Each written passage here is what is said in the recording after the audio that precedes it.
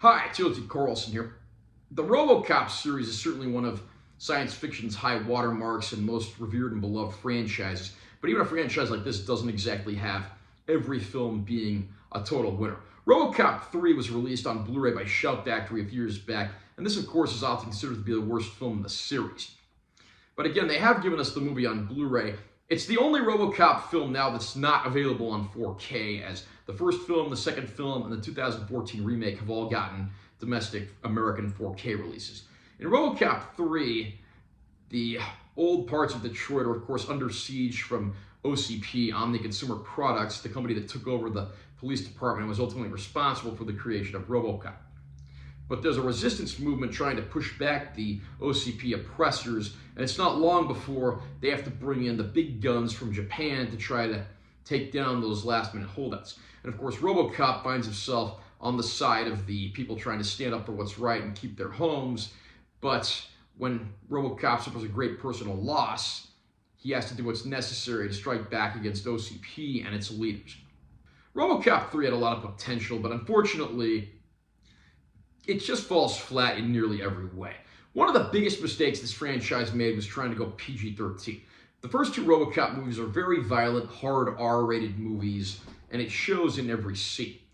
RoboCop 3 tried to tone down a little bit for youth audiences, so again, it's a PG-13 film, and there's even a child as one of the central characters. RoboCop 2 had a child as a central character, but he was at least a foul-mouthed villain, so that at least mixed things up a little and kept it interesting. The cast here is actually surprisingly good, featuring names like Bradley Whitford, Stephen Root, and CCH Pounder, but unfortunately, it just has too much going on, and the execution really leaves something to be desired. Another big mistake in this film, of course, was the recasting of RoboCop, with Peter Weller no longer playing the part, and his replacement is far less charismatic and interesting. And when we get to the final battles in the film, ultimately it ends up feeling more cheesy than interesting. The film is, of course, suspiciously bloodless due to the PG-13 rating, so when a certain character in the film from previous films passes away, it just doesn't have the impact that it should, and it's just sort of brushed off. There's so many good ideas here, but it's like the filmmakers just couldn't quite bring them together.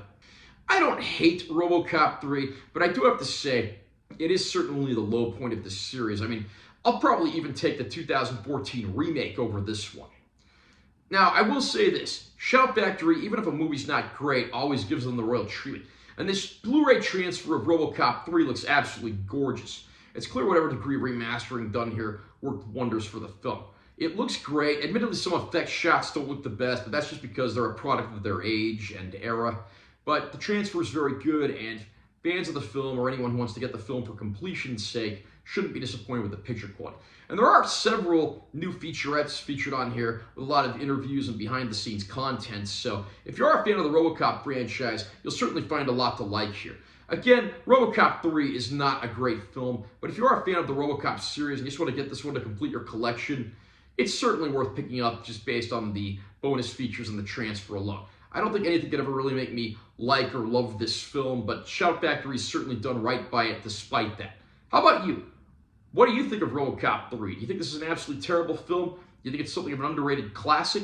Comment down below and let me know what you think. Also, remember to subscribe to this channel for more content. I'm always posting new videos, and make sure you give this one a like if you found it helpful. I'm T. Carlson. I'll see you next time.